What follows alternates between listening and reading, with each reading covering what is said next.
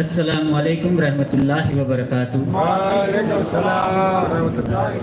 હવે અત્યારે મારે તમને અમુક જે સાઉદીની અંદર તમે જાઓ છો હજ માટે, હજ 2024 માટે, તો અમુક જે ત્યાંની જે તકલીફો પડે છે, અને કદાચ હું જોઉં છું ત્યાં જે હાજી લોકોને જે તકલીફો પડે છે એના વિશે અત્યારે મારે તમને થોડી ઘણી વાતચીત કરવાની છે. તો સૌપ્રથમ કે હું તમને મેડિકલની લાઇનની અંદર તમને કદાચ કહું તો જે લોકો ઉમરા માટે અથવા તો હજ માટે જાય છે એમને ત્યાં સૌથી વધારે જો તકલીફ થતી હોય તો વાયરલ ઇન્ફેક્શનની હોય છે, જેમ કે ગળાની અંદર ખરાશ, અને ગળાની અંદર જે ખરાશ થાય છે એના હિસાબે તમને તાવ, માથું દુખવું અને બીજા ઘણા અન્ય પ્રોબ્લેમ તમને થાય છે. તો એની માટેની જે દવા જે છે તમારી પાસે અહીંયા હોવી જોઈએ. હજ કમિટી તરફથી પણ ત્યાં મેડિકલ સુવિધા ઉપલબ્ધ હોય છે હજ દરમિયાન, અને હજ પછી પણ 40 દિવસ પૂરતી ત્યાં હજ કમિટી ઓફ ઇન્ડિયા તરફથી જે છે એ હોસ્પિટલો બનાવવામાં આવશે. અઝીઝિયા તમે જે એરિયામાં રહો છો એની આજુબાજુ જ ગમે ત્યાં હોસ્પિટલ બનાવવામાં આવેલા હશે, પણ તમને જે અહીંની જે દવાઓ જે માફક હશે એ દવાઓ તમને ત્યાં મળશે નહીં. અને જો બહારથી દવા તમારે લેવાની આવી તો ત્યાં દવા ખૂબ જ મોંઘી હોય છે, એટલે અહીંથી તમારે જે છે એ દવા લઈ લેવી પડશે. એમની અંદર એક એન્ટીબાયોટિક દવા જે છે એ તમારે સાથે રાખવાની છે, એઝિથ્રોમાઇસિન કરીને આવે છે. એ દવા તમે કદાચ તમારા ડૉક્ટરને ગમે પૂછી અને એન્ટીબાયોટિક જે છે એ તમારે લેવી પડશે દવા. પછી ગળું જે છે એ બેઠી જવાનો પ્રોબ્લેમ રહે છે, કેમ કે તમે જે તવાફ કરવા માટે જાઓ છો ત્યારે દુનિયાની દરેક પબ્લિક ત્યાં હશે, એના શ્વાસોશ્વાસના હિસાબે જે અમુક નીકળે છે અને તમને ગળા જે છે એની અંદર ઇન્ફેક્શન થશે. તો સ્ટેપ્સિલ કરીને એક ટેબ્લેટ આવે છે, કોપ્સિલ કે સ્ટેપ્સિલ, એ તમારી પાસે હોવી જોશે ત્યાં. અને એક ત્યાં અત્યારે ગરમી હશે, તમે જ્યારે જાશો ત્યારે તમારી પાસે 3 થી 4 જોડી સ્લીપર ચપ્પલ જે છે એ હોવા જોશે.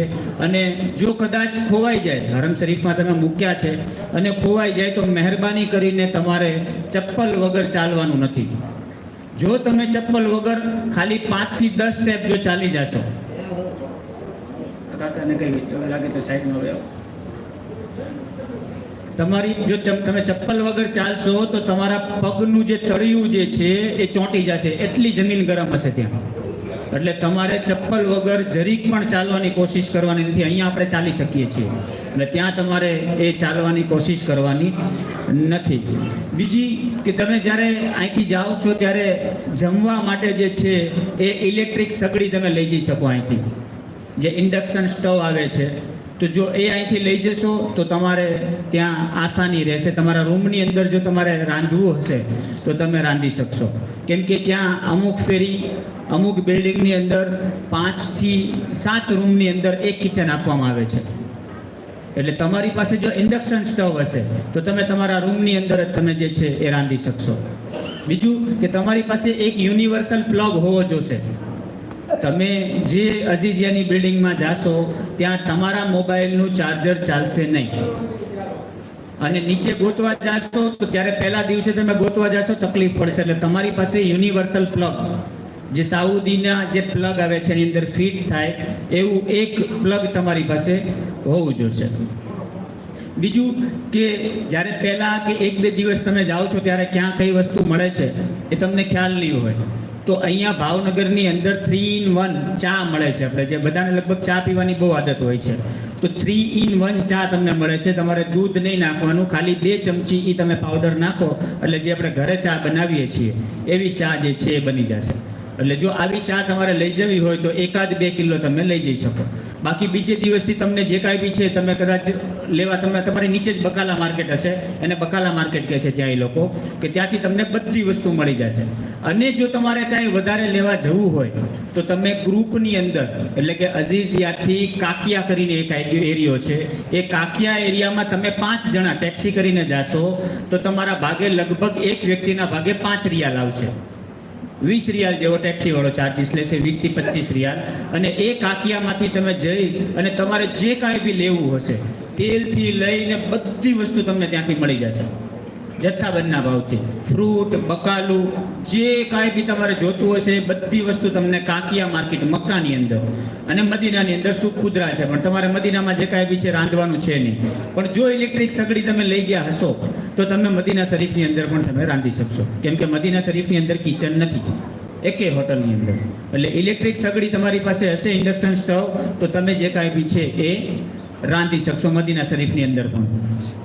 બીજું, મોબાઈલના ચાર્જરની સાથે મીનાની અંદર જ્યારે જાઓ છો તમે ત્યારે તમારી પાસે જે અમુક કીબોર્ડ આવે છે કે એની અંદર એક સાથે 4 થી 5 પ્લગ ફિટ થઈ શકે. આપણે જે ઓલું દોરી લાંબુ થાય ને જે ચકડવું આવે છે ને, જે એવું તમારી પાસે એકાદું રાખવાનું છે કે જ્યારે તમે મીનાના ટેન્ટની અંદર હો છો ત્યારે તમારે જો મોબાઈલ ચાર્જિંગ કરવું હોય છે ત્યારે એક કે બે જ પ્લગ હશે એની અંદર, અને લોકો હશે 100 થી 150, તો તમારી પાસે અમુક એવું પ્લગ હશે તો તમે બીજાને પણ હેલ્પફુલ થઈ શકશો. એટલે તમારી પાસે એ જે લાંબુ જે દોરડું થાય છે આપણે કે જેની ઉપર આપણે 2 થી 3 પિન જે છે એ નાખી શકીએ, એ તમારી પાસે તમે રાખી શકશો. અત્યારે ત્યાં ગરમી હોય છે, તમે જ્યારે હજમાં જાઓ છો ત્યારે ત્યાં ગરમી હોય છે, એટલે તમારી પાસે એક છત્રી ફરજિયાત રાખવાની અને એક પાણીની બોટલ. છત્રી અને પાણીની બોટલ, જો તમે ત્યાં પાણી નહીં પીવો અને જો તમે તડકામાં તમે એ રીતને જો તમે તડકામાં સાયલેન્ટ કરી નાખો ને, એક ફોન અત્યારે એક દિવસ છે ખાલી, હજ તમારે જે છે આખી જિંદગીમાં એક જ વખત કરવાની છે કે મહેરબાની કરીને એક ફોન સાયલેન્ટ કરી નાખો બધા.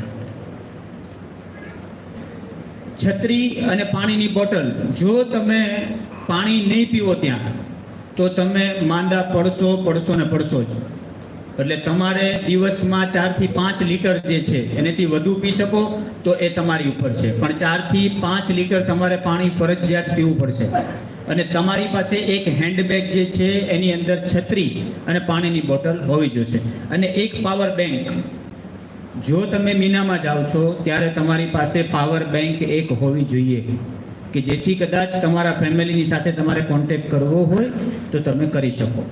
બીજી એક ટેકનિકલી વાત એવી છે કે જ્યારે તમે હરમ શરીફમાં જાઓ છો, મક્કા અને મદીના, ત્યારે સૌથી વધારે મેં હાજી લોકોને હેરાન થતા જોયા છે એ બાબતે કે એવું નક્કી કરેલું હોય કે જો આપણે છૂટા પડી જઈએ તો આ જગ્યાએ ઊભા રહેશે, અથવા તો તમે ગોતવામાં સમય રાખો, પસાર કરો, કે કદાચ ભૂલા પડી ગયા તો હું એને ગોતી લઉં.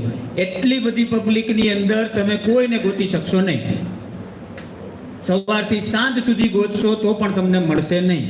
એટલે નક્કી એવું કરવાનું કે જો આપણે ભૂલા પડી જઈએ તો બસ નંબર 8, બસ નંબર 7, બસ નંબર 3 જે છે ત્યાં જઈને તમે હોટલે પહોંચી જાજો. તમારે અત્યારે એને એ જ શીખવાડવાનું છે. હું તમને એક બીજી બાબત પણ કહું કે જ્યારે તમે અહીંથી અમદાવાદથી જિદ્દા મુકામે ઉતરશો ત્યારબાદ તમને અઝીઝિયા લઈ જવામાં આવશે. અઝીઝિયા તમને બિલ્ડિંગના રૂમ અલોટમેન્ટ થયા પછી તમને એક બસ જે ત્યાં તમારી નીચે જ પડી હશે, તમારી બિલ્ડિંગની નીચે બસ પડી હશે, એ તમને એક પાર્કિંગે ઉતારશે, જે એક છત્રીવાળું પાર્કિંગ છે ત્યાં તમને ઉતારશે. ત્યાંથી તમારે લાલ બસની અંદર બેસવાનું છે, એ બસ તમને હરમ શરીફમાં ઉતારશે. હુઝુર અકરમ સલ્લલ્લાહુ અલૈહિ વસલ્લમનું પેદાઈશનું જે ઘર છે એમની બાજુમાં એક પાર્કિંગ છે, ત્યાં તમને એ બસ ઉતારશે. એ બસ ઉતારે ત્યાંથી પછી તમારે હાલીને હરમ શરીફમાં જવાનું છે, અને ત્યાંથી હાલીને ફરજિયાત તમારે 1 નંબરના ગેટે જવું પડશે, કેમ કે જે બાપ સલામ જે છે એ રસ્તો બંધ હશે, કેમ કે એ સફા મરવાની સહીની અંદરથી જાય છે. એટલે કે તમને તમારું પાર્કિંગ જે છે એ મરવા પહાડની બેક સાઈડમાં છે, જે મરવા પહાડ છે એની સામેની સાઈડમાં છે. એટલે તમારે ફરજિયાત 1 નંબરના ગેટેથી જવું પડશે અને મરવા પહાડેથી તમારે બહાર આવવું પડશે. ત્યાં તમને તમારી બસ મળી જશે. પહેલા જે છે એ 2 પાર્કિંગ હતા, પણ અત્યારે ઇન્ડિયા અને પાકિસ્તાનના જે હાજીઓ છે એમને એક જ પાર્કિંગમાં જે છે એ ઉતારે છે. બીજું કે તમારી પાસે જે બેગ હોય છે, ઓલા વર્ષે ઘણા બનાવો બન્યા હતા ભાવનગરના હાજીઓ સાથે પણ, કે એમણે જે પૈસા આપવામાં આવે છે, કે જે પૈસા લીધા છે એમણે રિયાલ, એ એક જ જગ્યાએ મૂકી દીધા હોય અને એ બેગ ખોવાઈ જાય એટલે પછી બધું પૂરું. પછી તમને ત્યાં પૈસા મળી શકે ન મળી શકે, બહુ જ તકલીફ થાય. એટલે તમે જે પૈસા અત્યારે અહીંથી લ્યો છો, રિયાલ લ્યો છો કે જે કાંઈ બી લ્યો છો, તે તમારે બધી અલગ અલગ બેગમાં રાખવાના છે. અમુક પેમેન્ટ જે છે લગેજમાં રાખો, ને જો સાચવી શકતા હો તો હેન્ડબેગની અંદર વધારે રાખો કે તમારી પાસે રહે. બાકી લગેજ બેગ જે છે એની અંદર તમારે અમુક INR રાખવા હોય તો તમે INR રાખી શકો છો, ઇન્ડિયાના પૈસા. અને તમારે જો રિયાલ લેવા હોય તો તમને સૌથી સસ્તા રિયાલ SBI તરફથી પડશે. બાકી તમે ત્યાંથી લેવાનો આગ્રહ રાખશો તો ત્યાં બહુ રેટ હશે, અને અહીંથી પણ બીજા કોઈ એજન્ટ પાસેથી લેશો તો પણ તમારે પૈસા વધારે હશે. તમારે વ્હાઇટમાં લેવાના છે, એ વ્હાઇટમાં લેવા માટે તમારી પાસે વ્હાઇટ મૂડી ન હોય તો તમારા કોઈ સગા સંબંધીઓ જે છે એમની પાસેથી 1 લાખ, 1.5 લાખ કે 2 લાખનો ચેક તમારા ખાતામાં લઈ લ્યો અને પછી તમે SBI ને આપી દો. તમારા ખાતામાંથી પૈસા જશે તો જ SBI તમને જે છે એ રિયાલ આપશે. જેના હજમાં કન્ફર્મ થયું છે, જેનું નામ એના એકાઉન્ટમાંથી SBI-માં જશે તો જ એમને રિયાલ આપવામાં આવશે. બાકી બીજાના એકાઉન્ટમાંથી પૈસા આપશો તો નહીં મળે તમને. 2021 રિયાલ સુધી તમે લઈ શકશો અત્યારે. હા, અત્યારે હજ કમિટી વાળા નથી.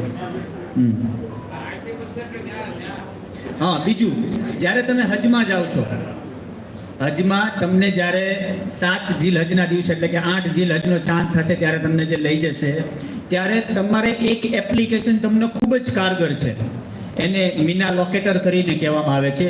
કદાચ જેની પાસે પેન હોય, કાગળ નહીં હોય તો એક લખી લે મીના લોકેટર કરીને, કે એની અંદર તમારે જો ચાલીને હજ કરવી હશે તો તમે કરી શકશો. એની અંદર તમારો ખેમા નંબર પણ મૂકવામાં આવેલો હશે કે કદાચ તમે શેતાનને કાંકરી મારવા ગયા છો, જ્યારે તમે શેતાનને કાંકરી મારવા ગયા છો અને તમારો બેટા એક વાત,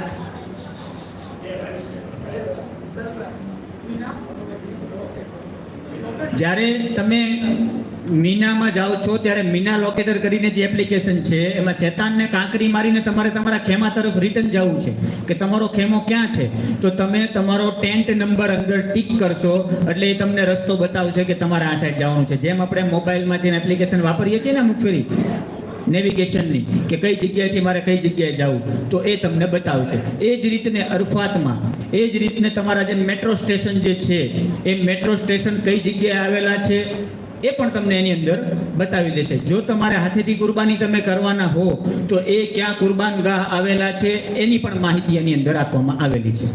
એટલે જે કાંઈ બી છે એ તમે એ એપ્લિકેશનનો ઉપયોગ કરશો તો થઈ જશે. જો એ એપ્લિકેશન તમને કદાચ ન ફાવતી હોય, અથવા તો તમે જે જગ્યાએ અત્યારે તમારો ટેન્ટ આપવામાં આવ્યો છે અરફાતના મેદાનની અંદર, ત્યારે અરફાતના મેદાને તમે તમારા ટેન્ટની અંદર પહોંચો છો, ત્યારબાદ તમારે તમારું કરંટ લોકેશન તમારા કોઈ બી સગા સંબંધી જે તમારા સાવ અંગત હોય એને મોકલી આપો.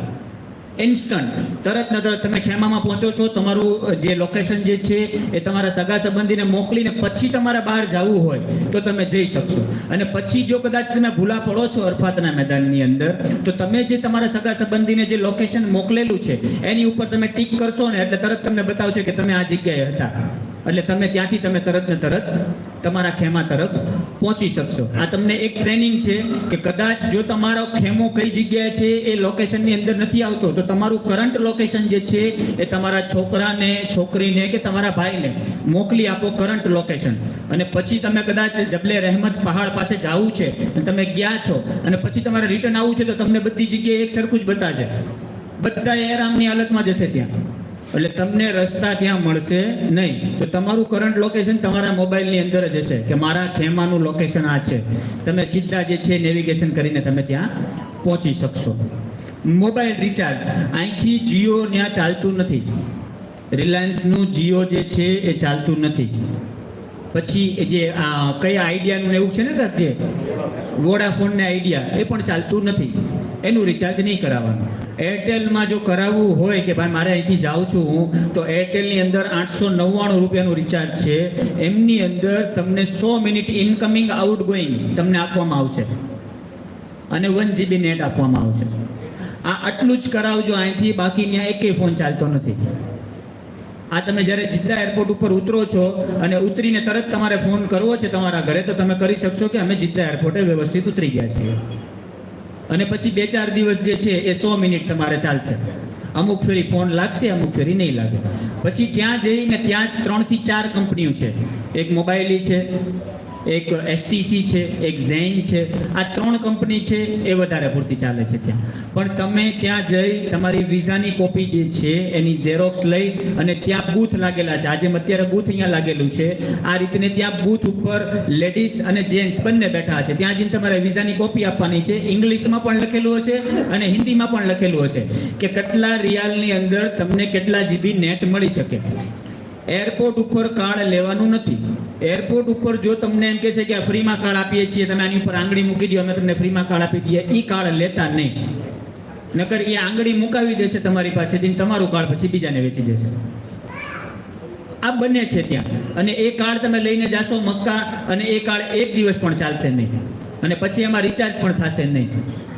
સાઉદીની અંદર એક વ્યક્તિને એક જ કાર્ડ આપવામાં આવે છે. એમના આંગળીના ફિંગરપ્રિન્ટ મૂકશે એટલે એક વ્યક્તિને એક કાર્ડ આપવામાં આવશે, બીજું કાર્ડ દેવામાં આવશે નહીં. એટલે એનો પણ તમારે જે છે એ ખ્યાલ રાખવાનો છે. એક બહુ સૌથી જરૂરીમાં જરૂરી વસ્તુ, આપણા હાજી લોકો જે છે અત્યારે જે એ કોઈ દિવસ એમણે વેસ્ટર્ન ટોયલેટનો ઉપયોગ કર્યો નથી હોતો, અને ત્યાં લગભગ 95% વેસ્ટર્ન ટોયલેટ છે. કેટલા ટકા? 95% વેસ્ટર્ન ટોયલેટ છે. તમારી પાસે હજી મહિનો દિવસ છે, હું માનું ત્યાં સુધી. 1 મહિના દિવસ પહેલા તમારી ફ્લાઇટની ટિકિટ આવવાની નથી, હજી 1 મહિનો કે 1.25 મહિના પછી તમારે જવાનું છે. તો વેસ્ટર્ન ટોયલેટ કઈ રીતને ઉપયોગ થાય છે એ તમારે અહીંથી શીખી લેવાનું છે. કેમ કે આટલી હદે હાજી હેરાન થાય છે, હાજીના રૂમવાળા હોય છે એ પણ હેરાન થાય છે વેસ્ટર્ન ટોયલેટના હિસાબે. કેમ કે આપણું અડધું ઈમાન જે છે ને એ આપણું પાકી સાફી છે, અને જો તમે એ જ નહીં રહી શકો તો કાંઈ મિનિંગ નથી. એટલે એનો ઉપયોગ બહુ સરળ છે. જે તમે અઘરો સમજતા હો તો અઘરો નથી, બહુ સરળ છે. તમે ઘરે પ્રેક્ટિસ કરી શકશો, અને જે કાંઈ બી છે એ તમે એનો ઉપયોગ કરતા શીખી શકશો. બીજું, ડાયાબિટીસ અને બીપીના જે પેશન્ટ જે છે, આમાંથી છે કોઈ? એમણે એમની જે નાની હેન્ડબેગ જે છે એમની અંદર નાસ્તો ફરજિયાત રાખવો પડશે. અને જો એ ટીકડી ભૂલી ગયા, ડાયાબિટીસ ને બીપીની ટીકડી અહીંયા ભૂલી ગયા, તો ત્યાં એમને મળવી થોડીક મુશ્કેલ છે. અને તમારે ત્યાં લગભગ 42 કે 45 દિવસ લગભગ રહેવાનું છે. એ 42 કે 45 દિવસ માટે તમારી જેટલી જરૂરિયાતની વસ્તુઓ હોય છે એ તમારી પાસે હોવી જોઈએ. પહેલા એનું લિસ્ટ બનાવી નાખો કે મારે કેટલી કેટલી વસ્તુની જરૂરિયાત છે, પછી એને પેકિંગમાં રાખો, ફટાફટ થઈ જશે. હા, એક હજ કમિટી ઓફ ઇન્ડિયા તરફથી પણ એક એપ્લિકેશન લોન્ચ કરવામાં આવશે.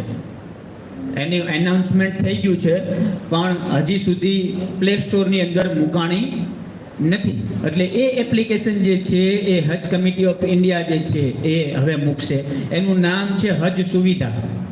તમે પ્લે સ્ટોરની અંદર હજ સુવિધા લખશો તો એ પણ તમને કારગર થશે. બીજું કે અત્યારે મને જ્યાં સુધી મેસેજ છે ત્યાં સુધી કે આપણા ગુજરાતમાંથી ઘણા ટૂરવાળા એવા છે કે જે બિઝનેસ ટૂરમાં, બિઝનેસ વિઝામાં હાજી લોકોને લઈ જાય છે.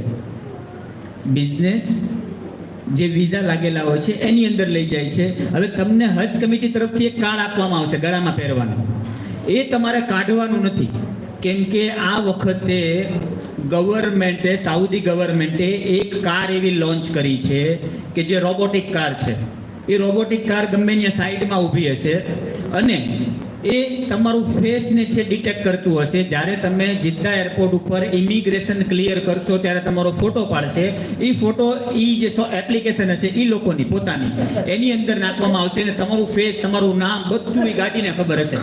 જો તમારા હજ વિઝા નહીં હોય અને તમે મીનાની અંદર તમે ટહેલતા હશો તો એ ગાડી જ પોલીસવાળાને કહી દેશે કે આ જે વ્યક્તિ જે છે એની પાસે હજ વિઝા નથી. આજે જિદ્દાની અંદર હમણાં જે એનાઉન્સમેન્ટ થયું છે એની અંદર આ કાર મૂકવામાં આવી હતી. એટલે જે લોકો બિઝનેસ વિઝામાં ગયા છે એ લોકો કદાચ તમારા કાર્ડ માંગે હજ કમિટીના કે એ કાંઈ, તો તમારે દેવાના નથી. તમને મેટ્રોના બેલ્ટ દેવામાં આવશે. એ બેલ્ટ પણ તમારા ખોવાય નહીં એનું ખાસ ધ્યાન રાખવાનું છે. જ્યારે પણ મીના, અરફાત, મુઝદલફા જ્યારે પણ તમે જાઓ છો ત્યારે તમારી પાસે હજ કમિટી તરફથી જે કાર્ડ નાખવામાં આવ્યું છે ગળામાં એ તમારી પાસે હોવું જોઈએ. બીજું કે તમને જ્યારે સ્ટીકર લાગવામાં આવશે પાસપોર્ટ, તમારો જે પાસપોર્ટ જે છે ને એની પર તમારા બિલ્ડિંગ નંબર, તમારા રૂમ નંબરના સ્ટીકર લાગવામાં આવશે, ત્યારે તમે ઇન્ડિયાની અંદર જ હશો, એરપોર્ટની અંદર લગાડવામાં આવશે. એનો ફોટો પાડીને તમારા સગા સંબંધીને મોકલી દો, કે જેથી કરીને તમારી ક્યારેક બેગ બીજી બિલ્ડિંગમાં વહી ગઈ હોય અને પછી તમે ઇન્ડિયા ફોન કરો કે મેં તારામાં એક નંબર નાખ્યો તો મને જરાક મોકલતો, તો તમે કરી શકશો. બિલ્ડિંગ આ જે બેગના ફોટા, જ્યારે પણ તમે બેગ પેક કરો છો ત્યારે એના ફોટોગ્રાફ તમારી પાસે હોવા જોશે. કેમ કે ખાદિમુલ હુજ્જાજ જે છે એને તમે કંઈક બતાવી તો શકશો ને કે મારી બિલ્ડિંગ સુધી મારી બેગ પહોંચી નથી, કેમ કે તમારી સાથે તમારી બેગ નહીં આવે. તમે જે બસમાં બેઠશો એની અંદર તમારી બેગ રાખવામાં નહીં આવે, એની માટે અલગ આખો ટેમ્પો આવશે. અને પછી જ્યારે તમે ઉમરા કરીને રિટર્ન આવશો ત્યારે તમારા ફ્લોર ઉપર અથવા તો તમારી બિલ્ડિંગના રિસેપ્શન ઉપર તમારી બિલ્ડિંગમાં જે છે ત્યાં તમારી બેગ પડી હશે, પછી તમારે ગોતીને જે છે એ લઈ જવી પડશે. એટલે એનો ફોટોગ્રાફ તમારા મોબાઈલની અંદર હોવો જોશે. બસ, બીજું કાંઈ જે છે એવું કાંઈ હશે? હા, એક આપણા ભાવનગર તરફથી અત્યારે ખાદિમુલ હુજ્જાજ જે છે મોકલવામાં આવે છે, અને એક બીજી પણ જાવેદભાઈ કરીને છે આપણે, અને ભણેલા ગણેલા ટીચર કક્ષાના માણસ છે. જો કોઈ વ્યક્તિનું ત્યાં ડેથ થાય, સાઉદીની અંદર જો કોઈ વ્યક્તિનું ડેથ થાય અને જો કોઈ સરકારી કાગળિયાની જરૂરિયાત પડે તો તમે ભાવનગરમાં હાજી હુસેનભાઈ જે મંત્રી જે છે એનો નંબર એ છે, અમે સાથોસાથ જ છીએ હજ ખિદમત કમિટીની અંદર. તમે મને કહેશો, હું તમને 20 થી 25 મિનિટમાં આપણા ભાવનગર અને બોટાદના જે હાજી લોકો જે છે એમના સોગંદનામા બનાવીને તમને ત્યાં PDF મોકલી દઈશ. એ ક્યાં મોકલવાની છે ઇન્ડિયન એમ્બેસીમાં એ પણ હું તમને ગાઈડલાઇન્સ કરતો રહીશ. બાકી ખાદિમુલ હુજ્જાજ જે છે એ પણ તમારી સાથે જ ત્યાં હશે, ખાદિમુલ હુજ્જાજ પણ તમારી પાસે પહોંચી જશે. ત્યાં મોલ્લિમના માણસો પણ ત્યાં હાજર હશે, કેમ કે જે વ્યક્તિનું ડેથ થશે એને સીધા હોસ્પિટલથી તમને સોંપવામાં નહીં આવે, એને પહેલા જે છે ફ્રીઝરમાં લઈ જવામાં આવશે. પછી ડોક્ટર એક તમને કાગળિયું આપશે, એ મોલ્લિમ પાસે જશે, મોલ્લિમ પોલીસ પાસે જશે, પોલીસ પાછી હોસ્પિટલમાં જશે, વેરિફિકેશન કરશે કે આનું ડેથ કઈ રીતને થયું છે. એ પછી તમને મોલ્લિમના માણસ સાથે તમને બોલાવશે અને ઇન્ડિયન એમ્બેસી એની પરમિશન આપશે, પછી દફન વિધિ થશે. એટલે તમે એવું સમજતા હો કે 2 કલાકની અંદર થઈ જાય, તો એવું નથી. પણ તમે જ્યારે પણ આવો બનાવ બને તો એક વખત ભાવનગર ખિદમત કમિટી જે છે એને જાણ કરજો, જેથી કરીને જે કાગળિયાની પ્રોસિજરી જે છે તમારે કાંઈ અટકાતા હશો તો એ ઇન્સ્ટન્ટ 2 થી 5 જ મિનિટમાં અંદર બનાવી અને અમે તમને મોકલી આપશું, જેથી તમારું કામ જે છે એ સરળતાથી વયું જાય. અને આજે